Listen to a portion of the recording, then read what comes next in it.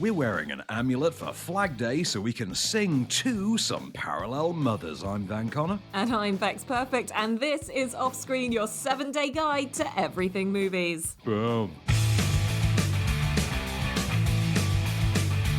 Groovy. Welcome to Offscreen. I have to give props to Van for his pre-intro every time, because he does come up with it on the spot, in the moment, and he does it so well. So well done, Van. Great to hear that from you. I didn't think I'd be able to get through that one without breaking, but no, that was a decent one. It was the Sing 2 that I was really proud of. It's a Sing 2, yeah. Yeah. So hey Bex, how are you? How you seen any good movies this week? I have. I've seen a couple of movies on our list, which is great. I've been sat back and just enjoying a few. I started The Eternals the other day. I was taking a watch of that and checking that out. And I've just been, do you know what? I've been immersing myself in TV shows. That's what I've been doing on any spare time I've had. Because they're just a little bit shorter, sharper, to the point, and it's time constraint, isn't it? I watched Witcher finally. I've finally seen Witcher. I'm a big fan of that. Yeah, enjoy it. I tell you, it scratched a certain Game of Thrones meets Supernatural itch for me. So yeah, there was that. There was that. I also have restarted the 2003 remake of Battlestar Galactica. So I'm looking forward to that. But nice. Alas, we are here to talk about things larger format, shorter form movies. We are talking about Amulet, first of all, which is in cinemas from today, Friday, the 28th of January. This is a new horror movie from, is it Roma Galali? It's Roma Galali. Actress turned filmmaker. This is her first feature film. It is the story of a homeless ex-soldier who is wandering around. He basically gets taken in by a sort of nun-like figure, played by Imelda Staunton, and basically taken to a sort of halfway house that he shares with a sickly old woman and her young daughter, only to very, very quickly discover, wouldn't you know it, all is not quite as it appears to be. As you'd imagine it might not be in a movie that stars Imelda Staunton as a nun. And there are, in fact, supernatural goings-on. Let's see if this clip will set the tone enough for you. Are you shocked to see her like this? It's not my choice. It has to be this way, otherwise she harms herself. What is wrong with her? You don't understand. She used to be so beautiful. And this three witches this way come, is what that sounds like to me. Do you know what? It's not far. I mean, it quite clearly wants a piece of the sort of the revival of that very, this what we're calling elevated horror now, which I mean, admittedly, I don't like as a term, because it denotes that all other horror is below, which it's not.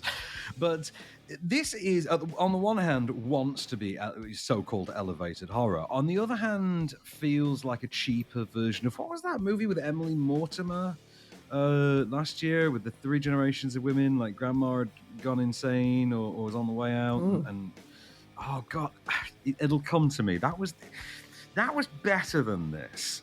This feels, again, and this frequently happens, as you know, within the horror genre, disproportionately more often than other genres, because that is how the horror genre works. But it feels like a collection of, this would make a good idea. Let's create a scene around this idea. And can we pull off this practical effect? Can we make this work? Can we sell this tone? I've got a really cool idea for a sequence that'll look like this. Can we create something to fit that? In that way that the horror genre was built upon, like you think back upon like Hammer movies, when they would literally buy a country estate, for instance, and just use different portions of the estate for different movies, because they would literally be, oh, we've got a lighthouse down on the south bit, let's make a movie about a lighthouse. It's that practicality, and you feel like this is very much a movie of the same kind of ilk. But you know what? It's well made, and those ideas are well pulled off. It's just that it's the sum of its parts, and it's never more than that. You know what I mean? Yeah. Sounds like they've reversed engineered the idea of not starting with a great idea and working out how they're going to make it. They're starting with, what have we got and what can we fit into it? Yeah. Yeah, I mean, look, you've got a great performance in there as well. From is it Alex Sakaranu? Sakaranu? I think it's Sakaranu. Alex Sakaranu in there. By the way, Romola Garai was the name of the oh, she's great. Yes, when you actually know the surname, it helps. Yeah. Wait, Alex Sakaranu, he's got a game performance in there, really well delivered, because he's from, I think it's God's Own Country. Mm-hmm. He's one half of the leads in God's Own Country, or In God's Country, whichever one that one was. But yeah, very good game performance. Like really works well within the genre, etc. But again, victim of just not more than the sum of its parts. Yeah, fair enough. Right, should we move swiftly on to some other parts? Really, this is this one really even the sum of its parts?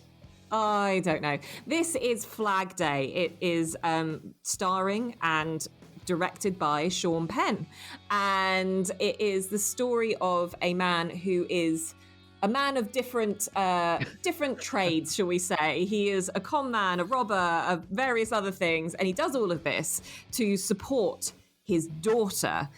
This is a story which you might have recognised the format from maybe the 90s or the late 80s and 90s. It's a father-daughter story. It kind of feels like it's got that look and feel that Sean Penn is kind of wishing he was still in his heyday, and trying to create a movie around like that. But the problem is that it's not very interesting. Dad, what do you do? What do you mean, what do I do?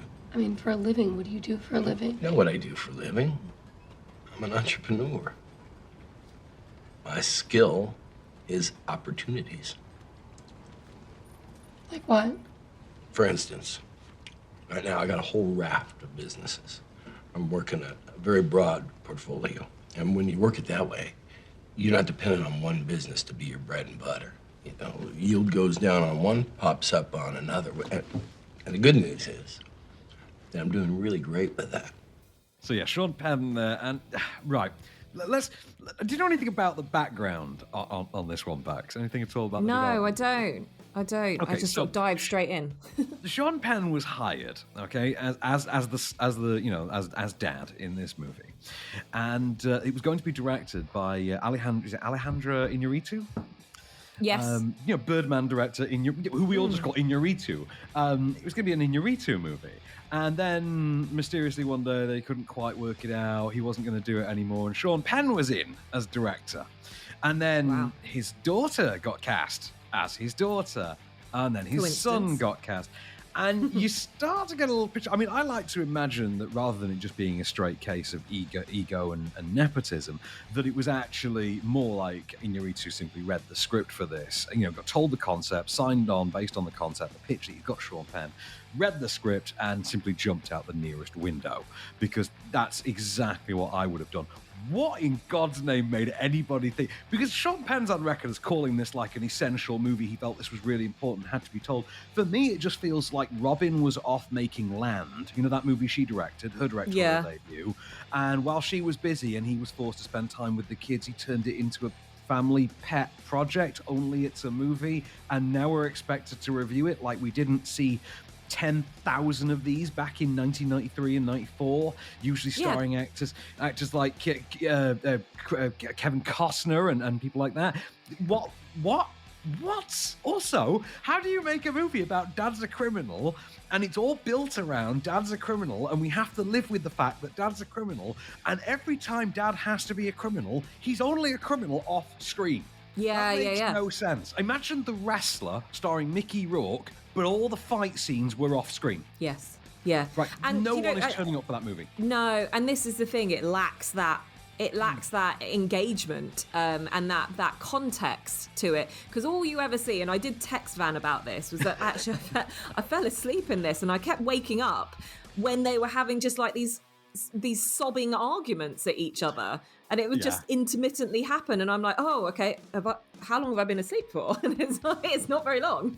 Right, I hate to have to take it this direction, Bob, but I've got to ask you: is it me or Dylan Penn is a terrible actress, isn't she? Like she's playing a whiny, self-righteous kind of, I'm so upset because I've had to look after the family kind of, I've had to grow up too fast kind of kid. So I kind of give her that, and I think But I've not seen Dylan Penn in anything else, so I can't compare. I haven't either. But I mean, even the voiceover on this is just like, if I'd asked Siri to read out the script to this, I'm reasonably sure she'd have given me a better delivery. I disagree in a way, only on the voiceover bit, because it reminded me, and this is the main problem, is that he's trying to do this stuff in the 93, 94 kind of heyday. It was that time of the voiceover where, if you think of Patricia Arquette in True Romance, when she starts the film with the voiceover like that, and it is quite neutral, and it should be leading you up to a bit more of a climactic thing that's going to happen within the movie. This one just doesn't. It just stays really bland and snoozes you off from the offset, really. Okay, I'd argue then pretty in fitting with the rest of it. Yeah.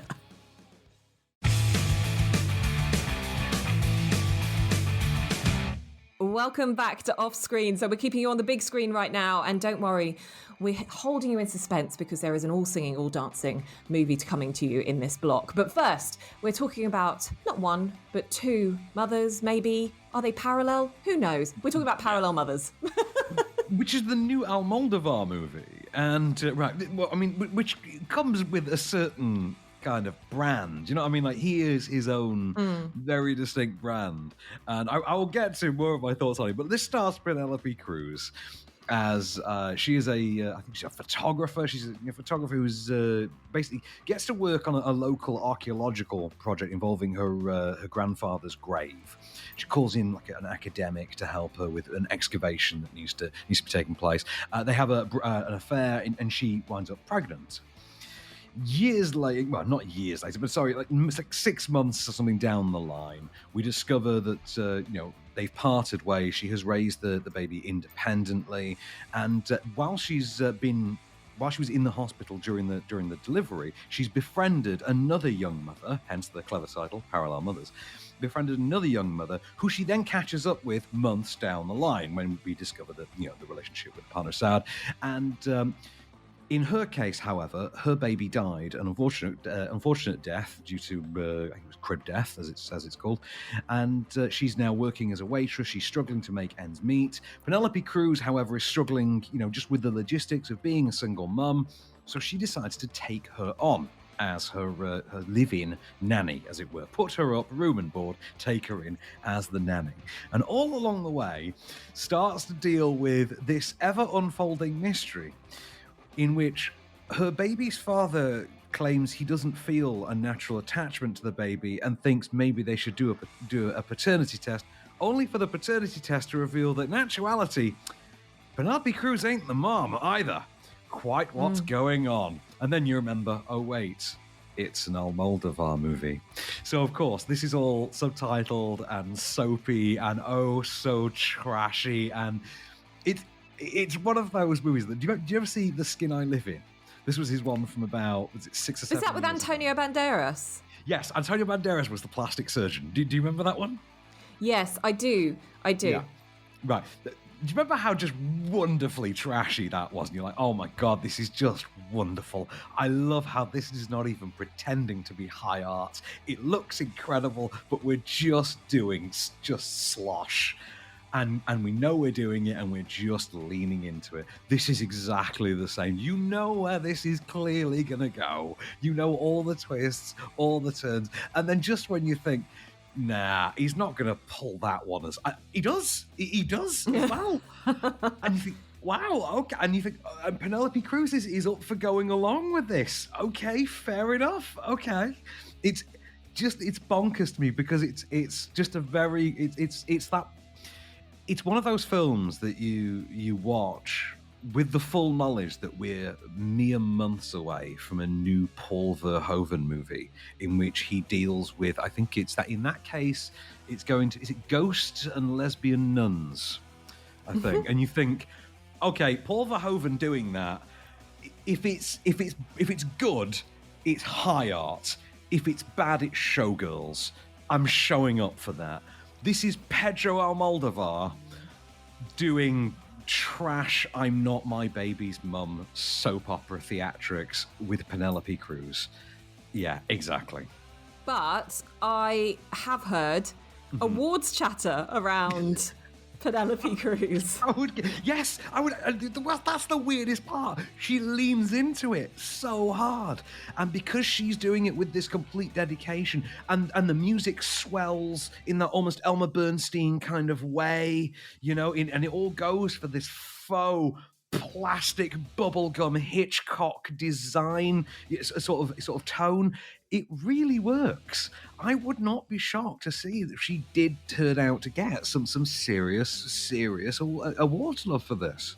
I mean, maybe not like the actual wins, but I could see her getting some nominations just because they're definitely the grand pushing. OTT. Yeah, they're definitely pushing the campaigning around it. It's been, they're like saying career best from Penelope Cruz, never been better. It's amazing. So, and that is going to draw people in to watch this. I think people are going to go and watch this because of all of that campaigning and not necessarily understand what kind of movie they're going to go in to watch, it would seem. Just honestly, this is... If you're someone that loves like the level of storytelling of like, I don't know, VOC or Gossip Girl or One Tree, that kind of trash storytelling, and you want to see it applied by a director that will get held up by every cardigan walking as he's a great auteur. You're like, yeah, but he makes trash, and you've got to admit it. Come on. Anyway, onto something with no designs on high art. Let's talk about Sing 2, which I think is high art to an entirely different audience, because Sing is just beloved by kids. Have you noticed this? I have noticed it. I've never seen Sing, but I have seen Sing 2, and it was fun. Yeah, well, this is the thing. So the first Sing was effectively, we're just going to do the X Factor, but set in Zootopia. That was the whole thing. And its big marketing gimmick was, we're going to take chart hits, pop hits of the day, which was 2016, early 2016, I think, and we're going to perform them within the movie as diegetic on-stage performances. Which it's a very obvious, easy win. You're literally doing the X Factor in Zootopia. This time around, we're taking it to Vegas for the sequel. The gang's all back, and you've got Buster Moon, who's the little koala, theatre owner/manager, voiced by Matthew McConaughey.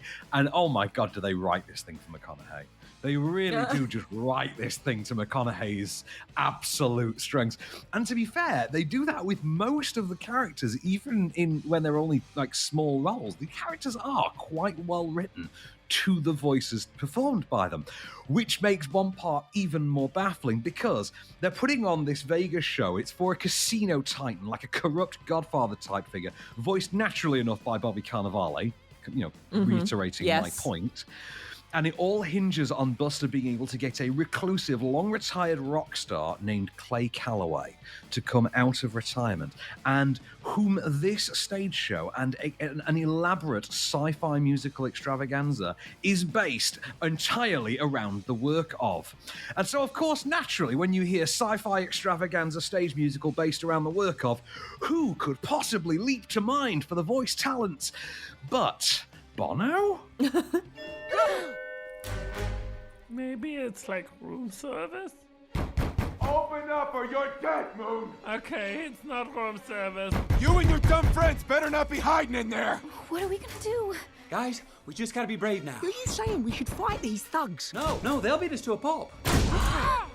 We're gonna put this show on whether Crystal likes it or not. But first, we're gonna jump out that window. What? I'm beginning to like this guy. Look, for someone who's not ventured into Sing 1 and has started on Sing 2, it's a whole lot of fun. This is it's got the things that you want an animated movie to have. It's got all the visuals that keep kids entertained. And I say this time and time again, it's got to have stuff in it for the adults as well. And this delivers. It is a load of fun, and I think it keeps you entertained, and you can't not keep watching the screen. There is always something major going on. Yeah. It's quite exhausting in that respect, but sometimes there's too much going on, I've got to say. Yeah, I do have a little feeling of that, but it's serving a purpose in that respect, isn't it? And for me, I think it is really entertaining.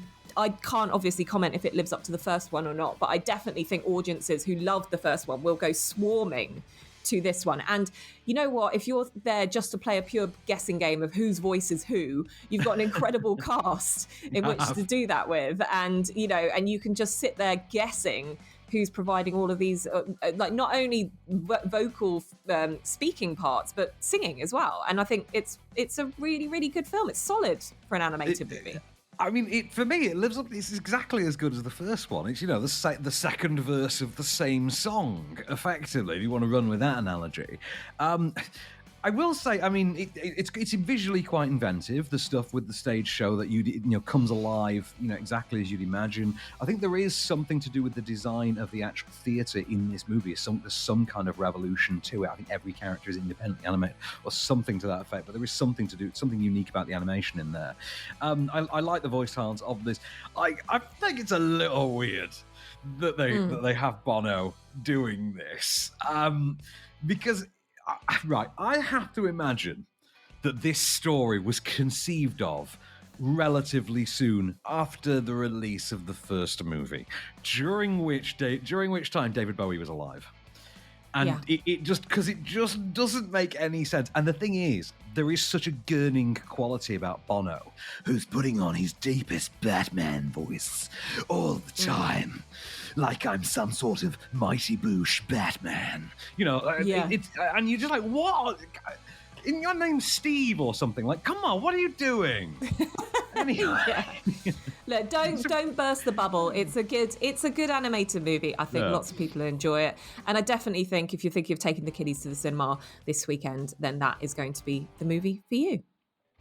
And now it's time for a segment we like to call Off-Screen Pays the Bills. Hi, Bex. Hey, Van, what's going on? Hey, nothing going on but the rent. You know how it is. Which is about an ample time to thank our sponsors for this week, Simply Earth. We talked about them briefly last week as well. Now, these are the sort of like a subscription box for essential oil-based products, and they actually sent us a demo box to try, and my better half got to sample this, and brilliantly they give you a free diffuser when you join as well, when you use our promo code, which I'll get to, and it was at the very bottom of the box, and she didn't know, and she was literally ordering one on Amazon in frustration. She literally hit buy and had to cancel a refund when she noticed there was one at the bottom of the box. This thing is basically designed for people who don't essentially understand essential oils. Miriam's in love with this thing, for the record. So the idea is this box shows up and it has 4 essential oils and recipe cards and extras. Okay, and the idea is that you can follow the recipe cards and combine the essential oils. She actually listed them off for me and told me which each one was. And you can also little products as well. You can make deodorant powders and body powder as well. I had no idea. This thing comes with all sorts. She absolutely loves it. You learn to use your essential oils whilst making these recipes. And they've all been created by actual aromatherapists, apparently certified ones, naturally. And this is a whole thing as well is a profit sharing thing. They give 13% of all their profits to end human trafficking around the world. It's like a meal subscription box, but more fun and less edible. And the whole thing is that the oils on their own would cost over $100 if you buy them from other companies, but with the Simply Earth box, this is the essential oil recipe box, you get 4 oils, 6 recipes, and extra ingredients, and it's all just $39. And when you subscribe, as I say, you get this free big bonus box, which has even more goodies, including, noticeably, a diffuser, which you'll get if you decide you want to try these essential oils for yourself. And you can subscribe using our URL, simplyearth.com/offscreen. So that's enough about what we've been going on with, Bex. What have you been going on with? Well, whilst you've been relaxing, Van, I have been working, and it's been a busy old start to the year for me. And one of the things I do, as you well know, is I'm a content creator, and I do that around tech. And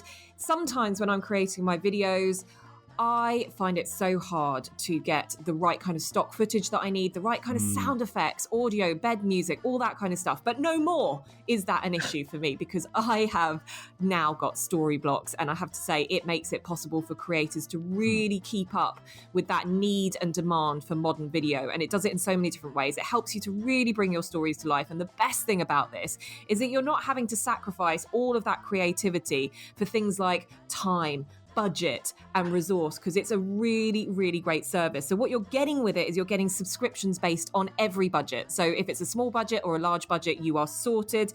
They've got royalty-free, demand-driven libraries, which just means, you can really take your pick of some great content out there to suit you and your particular content that you're making. It's also got unlimited downloads. An all-access plan will give you this across 1 million plus assets, which is just incredible.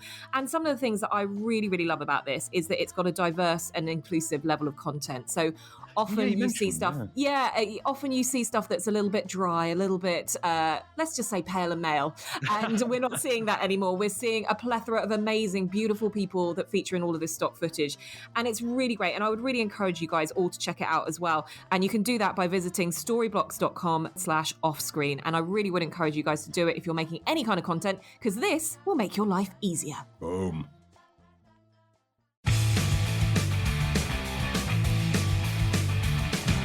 Welcome back to Off Screen, and from the big screen to the small screen to the free screen. It is, of course, Freeview, your movies on Freeview for the next 7 days. And we're going to kick off tonight, Friday night, with a Michael Bay actioner. Because what could be more Friday night than a Michael Bay action? But don't worry, it's one of the good ones, one of the early ones. In fact, it's the second one, isn't it? I think his first movie is Bad Boys. His second one is The Rock, which I don't know. I kind of think this is his best one, The Rock. It is, of course, on 5-star tonight at 10:10. And oh, what a perfect time for it. Bex, The Rock, Nicolas Cage, Sean Connery, Ed Harris, and that's just the names on the poster. You start filtering through the names. It is the chemical super freak FBI chemical weapons expert and the ex-con who have to break into Alcatraz when it is taken over by hostile Marines led by Ed Harris. And you'll hear a scene here with Ed Harris and Sean Connery giving him, well, the response only Sean Connery possibly could. Did they bother to tell you who I am, why I'm doing this, or are they just using you like they do everybody else? All I know is you were big in Vietnam. I saw the highlights on television. And you wouldn't have any idea what it means to lead some of the finest men on God's earth into battle and then see their memory betrayed by their own government. I don't quite see how you cherish the memory of the dead by killing another million.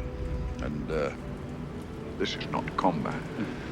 It's an act of lunacy, General Sir. Personally, I think you're a idiot. Oh, just hearing Sean Connery's voice is I miss amazing. him already. I know. Great actors. Love any stories around Alcatraz. I think it's always fascinating. And yeah, this is a great movie to kick off your Friday night. So 10 p.m. on 5-star for you there. Now, a great movie to kickstart your weekend in an animated form. We did just obviously talk about Sing 2. I would say this trumps it. Saturday, we have Wreck-It Ralph on BBC 2 at 10:20 a.m. Oh my goodness, if you're into 8-bit computer games, you grew up as we did as child of the 80s and 90s, this movie brings back all the feels, all the nostalgia, and it's just hilarious. Is it a Pixar movie? I can't quite remember. It's not actually Pixar, it's Walt Disney Animation, so it is actually, strictly speaking, a traditional Disney movie, which is kind of how its big signature piece is that I think it's the first time all of the Disney princesses are together in one movie. And they include the new princess Vanellope, which, if I ever get into drag, is absolutely going to be my name, Vanellope. But this works because it mines that nostalgia, but at the same time, it's not just references. It's not just, oh, look, we got a Sonic cameo or anything like that. It does actually have heart and soul, and it tells a really touching story about, like overcoming your preconceived limits and what you're told, that breaking out of the box that you're told that you have to be in. And it's very sweet. And John C. Reilly is just so perfect. In fact, the whole cast are perfect. And the Jack McBrayer, Jane Lynch, Sarah Silverman as the aforementioned Vanellope, and of course the great Disney villain of our time, Alan Tudyk, as well. I'm not even going to say because that's part of the No, don't spoil it. So 10:20 a.m. It says on BBC Two, but I can't help but feel like that's wrong. It should be on BBC One. But alas, Bex, onto a Steve McQueen thriller which is a thing that he tried once. 2018's Widows is on. It's Widows on Sunday nights, 9 p.m. on Film 4. You have to say it that way, thanks to American Dad. Widows! Exclamation mark every time. This is Viola Davis leads a cast that includes Elizabeth Debicki, that includes Michelle Rodriguez. Is it Cynthia Erivo in there as well? And then you've got a male cast that includes Liam Neeson, Daniel Kaluuya, Colin Farrell, and Robert Duvall. And I think Robert Duvall gets my favourite shutdown of all time in this. The adaptation of the Lyndall Plant novel, previously adapted for, I think, ITV in the late 80s, early 90s. It is the story of a group of criminals all killed on a job whose widows set out to settle the score by completing the heist. Our go date is in 3 days, the night of the debate. Now all of our work is worth nothing if we don't move this money and fast. We gotta start thinking like professionals. We're in business together. There's not gonna be some cozy reunion. After this job, we're done. We have 3 days to look and move like a team of men. The best thing we have going for us is being who we are. Why? Because no one thinks we have the balls to pull this off. You and I have different views in this movie. Yeah. You really enjoy it. I don't. I don't think much of it at all. And I'm a big Steve McQueen fan, not as the person, but his films. I've had the displeasure of interviewing Steve McQueen, and he's not the most fun. This for me didn't really work. I kind of went in with high expectations because it was a Steve McQueen film and felt I wanted a little bit more fun out of it. You know, for me, I'm much more of an Ocean's. Is it Ocean's 8? Yeah, you mean a Soderbergh type. Well, that's it for me though. I wanted something like when David Fincher does a thriller. I want something that it is slick and it is serious and it is aimed at adults. We're not cracking jokes in this one. Like you watch Seven, for instance. Like the brilliance of Seven is that it does make you laugh at times without telling jokes. And there are moments in Widows that do that as well, where you laugh and it's not a funny film, but you laugh because of the discomfort of it and things like that. For me, that works. I would recommend it on that level. But I do appreciate it is somewhat of a divisive movie. For me, it absolutely delivered, and I would like to see Steve McQueen do another attempt at something like it, I hope. But alas, we've got to talk about something that was slightly better well received. The same year, sorry, not the same year, this was 2 years earlier, this was 2016. Monday night on BBC Two, Becks, 11:15, it's Lady Macbeth. You remember this was quite the critical darling when it opened, Oh, my wasn't goodness. it? This is the movie that launched Florence Pugh's career. It's she plays a young bride who's basically entered into a loveless marriage with a man 2 times her age, and then she embarks on an affair with a stable Cosmo hand. Jarvis. It's Cosmo Jarvis, yeah, and she realizes that when she gets what she wants, she'll stop at nothing to keep getting what she wants, which is it's all. If you ever thought Florence Pugh was brilliant, watch her in this, because she just is so beyond her years in this movie, and it's phenomenal to see. Oh, absolutely. This was the first. I mean, although I had seen, I think it's Falling with Maisie Williams, which she co-starred in. She's the second lead in that. Although she'd done that before and I'd seen it, I didn't really remember her in that. And I did come out of Lady Macbeth thinking, oh my God, that woman is a star. Like, there's a movie star there. And hey, at least Marvel agree with me. And the Academy evidently thought I might have been onto something, because they gave her a nomination. Anyway, let's talk about, this is what you picked, Bex. Now, I've never seen this. Tuesday night, Film 4, 11:15. And I tried to seek out and watch this. It's not available on any streaming platform other than BritBox. So I'm going to be watching this. I'm actually going to turn on old school Freeview myself on Tuesday night, 11:15, Film 4, to watch Nuns on the Run. Bex, before we get to the clip, cue us up. Nuns on the Run, eh? Yeah, it's the 1990s fun British movie about two criminals. Stars Robbie Coltrane and Eric Idle, and they want out of their criminal gang that they're in, but they then are ordered to rob the Triad, and they keep the money, they hide from their boss, and they disguise themselves. No, I'm not talking about Sister Act, but they do disguise themselves as two nuns in a convent. Let me try and summarise this. God is his son, and his son is God, but his son moonlights as a Holy Ghost, a Holy Spirit, and a dove, and they all scent each other, even though they're all one and the same thing. Got it. What? He really could be a nun. Thanks. Wait a minute. What I said, does that make any sense to you? Well, no. No, but it makes no sense to anybody. That's why you have to believe it. That's why you have to faith. I mean, if it made sense, it wouldn't have to be a religion, would it? Coltrane gets it. So, Nuns on the Run now. I say I'll be checking that out. I will also on Wednesday night on Film 4, because I think we're on Film 4 for the rest of the week now, to close us out. Film 4, Wednesday night, 9 p.m. Last year's Best Picture winner. Last year? Year before now. 2 years. 2 years ago. Yeah, 2 years. God, this pandemic really just killed the concept of the passage of time, didn't it? Parasite is on. And Parasite, I mean, I've been back and I've revisited about every 6 months, I think, since. Would probably work out about every 6 months. And it's as brilliant every time. I adore Parasite. Bong Joon-ho, I bow before you. Keep making movies this brilliant and as brilliant as Snowpiercer. Please. South Korean masterpiece. Film 4, 9 p.m. on Wednesday. The following night, Thursday, to round out the week, Becks, Film 4, 10:55. You have picked the, to date, final entry of the Alien franchise. It's Alien Covenant. Yeah, and I just picked this because I kind of keep revisiting these sort of later iterations of Alien and try and make them, like revisiting them in the sense that I'd like to make them work as much better than they have been received. I'm going to point out nobody ever tries to revisit Alien vs. Predator Requiem, and surely that one's due a reappraisal. Yeah, maybe. But I do like Alien Covenant. I think it is a bit slow and, you know, the pace is off and stuff like that. But I do think it's a visual feast for the eyes at the same time. And I loved reading at the time about, like, how they created the world and everything that they're in on that. So, look, it's just one. It's a big movie. It's big cast. It's good fun. And it's, if you love the Alien movies, you might want to check it out.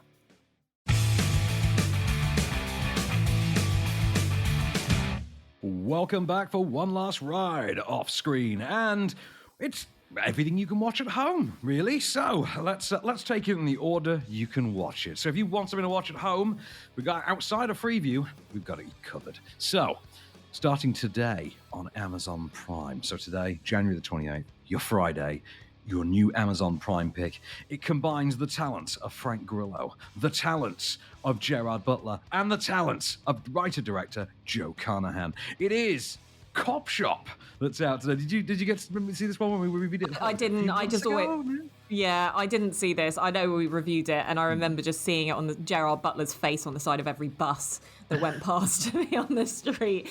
It looks fun. It was that schlocky kind of, 80s style action bonkers movie that you take it or leave it, right?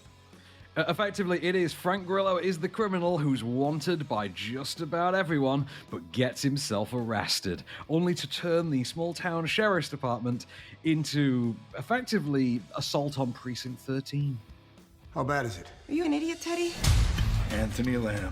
I'm going by the more friendly and less formal Tony these days. Clear off my contract. No can do. This contract is free fire, as there are competing parties for one Theodore Moretto. Bob, are we going to duel to the death? Get me out of here. Always and only about Teddy. Teddy Moretto's on something! Here they come.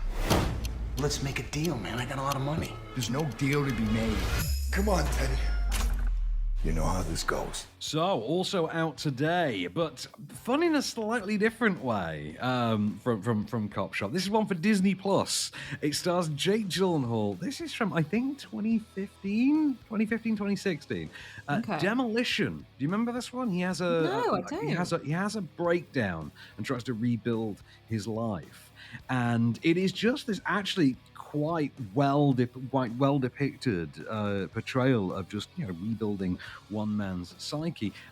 You might remember it for the sort of 5-minute meme-friendly sequence of Jake Gyllenhaal in the headphones dancing in public. No, doesn't ring a bell at all. Well, you know what? I think you should check it out just for that sequence alone. It's on Disney Plus as of today. On Amazon Prime from tomorrow is this. This is one that I don't think you could make this movie today, Bex.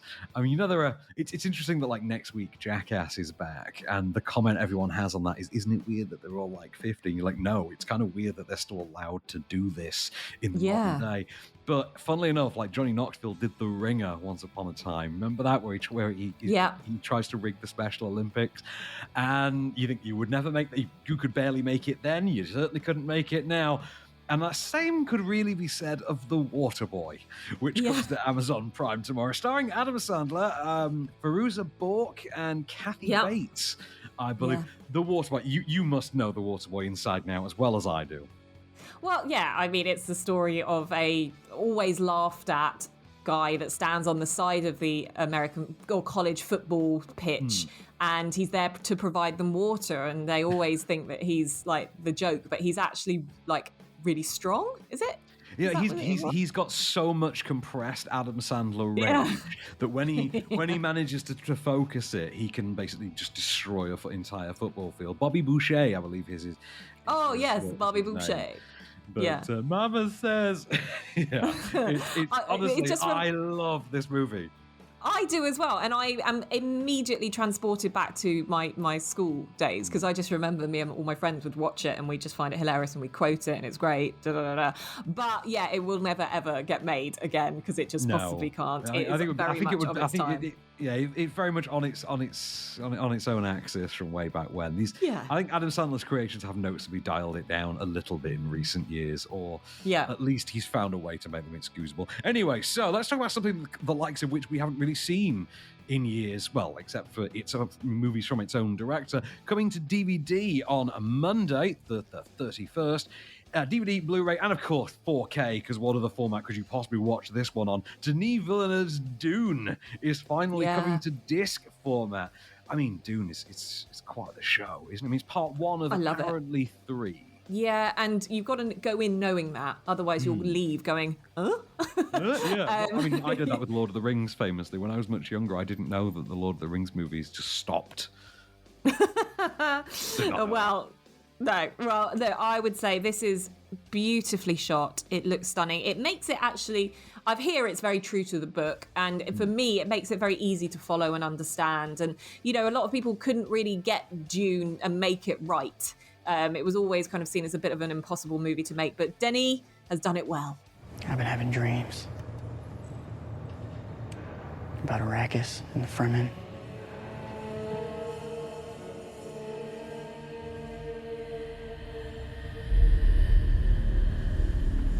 Okay. So? I saw you with the Fremen. So I do find them. There you go. That's a good omen right there, right? I mean, it helps to add the bro factor that is Jason Momoa, obviously. Also coming to DVD and Blu-ray and 4K as well on Monday are, of course, Ghostbusters Afterlife, which... Well, I mean, people love it. I really enjoyed it. People sit in between. I actually rather liked it. I enjoyed it. I thought it was very good fun. I mean, it's The Force Awakens for Ghostbusters, ultimately, with a sideline in trying to appeal to and hook the Stranger Things crowd. But, you know, it does its job fairly well. Also, Last Night in Soho, which we loved this. Loved. Oh, God, how good is this? Edgar Wright on fine form. Effectively, a period-set murder mystery, time-spanning period murder mystery in 60s Soho with Matt Smith on fine, creepy form there. Yeah, I really like this. And I thought, you know, Anya Taylor-Joy, really good in this. I can't remember the name of the other leading lady in this, but she's excellent. She's just not as well known. And that's why Anya Taylor-Joy was put all across the posters, is because you need the familiar face. But actually don't think that the other lead is not very good, because she's excellent in this. But yeah, that's available on DVD and Blu-ray as well. And that's from Monday. And then also on Monday, we've got Can You Keep a Secret available on Netflix. What's this one all about? So this one, I saw the trailer for this ages ago. And I just thought, this looks like so much gubbins. I can't wait to see it. Incidentally, I had that yesterday with a trailer for a new Liam Neeson movie called, I think, Blacklight. And it's boilerplate plot. This one, we're like boilerplate Liam Neeson movie.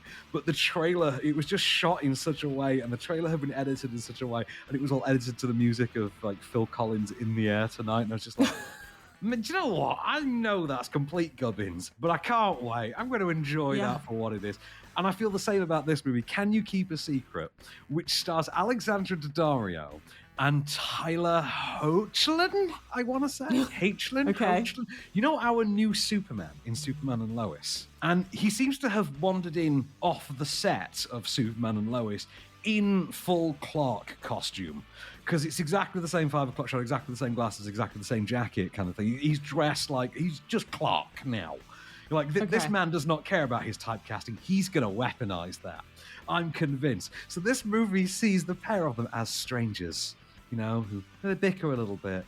And, you know, but they're strangers. They have like a brief misunderstanding. The plane is then going to crash, and thinking they're going to die, they confess their secrets to one another. And now, oops, eesh. You know what I mean? Now they've survived. Yeah, it's one of those. I can't wait. This looks terrible. I can't wait to see it. It's one of those that's clearly terrible, but it's been made to like, you know, proper Hollywood standard. You're like, why have someone sunk money into this? That's great. I can't wait. It's like that Jennifer Lopez one, Marry Me, that's out. I think it's next week. Oh, I can't wait for that. Yeah. But this one instead, though, Netflix on Monday. Who doesn't love a new rom-com on Netflix? And last week we gave you the one with Mina Masood. What was that? Oh God, what was that now? The Royal Styling? Oh, I something can't like remember. that. Something like that. But oh God, yeah. But Royal Salon? I want to say something like that. But anyway, okay. So let me talk about the final film of the week. This is on Netflix. Next day. This is on Tuesday on Netflix. This is one of my guilty pleasure movies. I will go back to this time and time again. Having said that, I don't think it's a bad movie. I think it's just unappreciated. This was the very first ever DreamWorks movie. It's directed by Mimi Leder, who at that point I think was mostly known for directing episodes of ER. It stars in his first major film vehicle, even though he had starred in From Dusk Till Dawn earlier, George Clooney, alongside Nicole Kidman. He's the anti-terrorism task force black ops super soldier. She's the weapons specialist and political, you know, wheeler dealer. They are the peacemakers. They are off to retrieve some stolen nukes across Europe, as George Clooney eloquently explains, and they hash out here. Good guys, that's us. We chase the bad guys, and they don't wear black hats. They are, however, all alike. They demand power and respect, and they are willing to pay top dollar to get it. And that is our highly motivated buyer. What about other motivations? Not important to me. Whether it's important to you or not, there are people out there who don't care about money and don't give a damn about respect. People who believe the killing of innocent men and women is justified. For them, it is about rage, frustration, hatred. They feel pain and they're determined to share it with the world. Okay, that does me no good. Now let's deal with the facts at hand. 23 hours ago, General Alexander Kordarov stole 10 nuclear warheads. He's just a delivery boy. I'm not afraid of the man who wants 10 nuclear weapons, Colonel. I'm terrified of the man who only wants one. They're both great in this. Like, Nicole Kidman could very easily just do more thrillers, like, for her entire career. She's great in this, and she's done one or two more over the years, but she is uniformly great in them. Clooney as well. As cool as he is in this movie, and this is pre-Out of Sight, he's cool AF. As cool as he is in this movie, watch it now with the full knowledge that he knew and had shot the entirety of Batman and Robin prior to this. And he still managed to be as cool and confident as he is in this movie. Imagine having shot Batman and Robin. You know everything you've done in that movie, and then you still show up to work on this and manage to be this calm, collected, and cool. God bless you, Cloontang. God bless you. That's The Peacemaker. It's coming to Netflix on Tuesday. I thoroughly recommend it. Really, really good thriller. George Clooney even makes a bog standard polo shirt look, a tucked in polo shirt look cool. God damn. What a guy. Yeah, what a guy. What a guy. Anyway, so that's it for this week. Next week, we've got some interesting ones, Bex. We've got a new movie with Andrew Garfield and is it Jessica Chastain or Bryce Dallas Howard? I can't remember. The Eyes of Tammy Faye is upon us next week. We've got Jockey next week. We've got The Souvenir Part 2 next week. And most importantly of all, Director Roland Emmerich, the master of disaster, is back. And this time, he's literally going to blow up the moon. Moonfall is out next week. I can't wait for this. Oh my God, Sam from Game of Thrones is in a Roland Emmerich movie starring Patrick Wilson in which they have to blow up the moon. It's going to be in IMAX. Oh my God. It's like I've been waiting my whole life for this movie. They're finally just going to blow up the moon. They finally ran out of all of them, and they just thought, how about it? You know what? We've done everything else. This time, we're just going to take out the moon. Moonfall is out next week. I can't wait. Van, control yourself. It's only a week that you need to wait. That's it from us, guys. We can't wait to bring you more movies on the big screen, the small screen, and everything in between. So for now, I've been Becks Perfect. I've been Van Connor, and we shall return.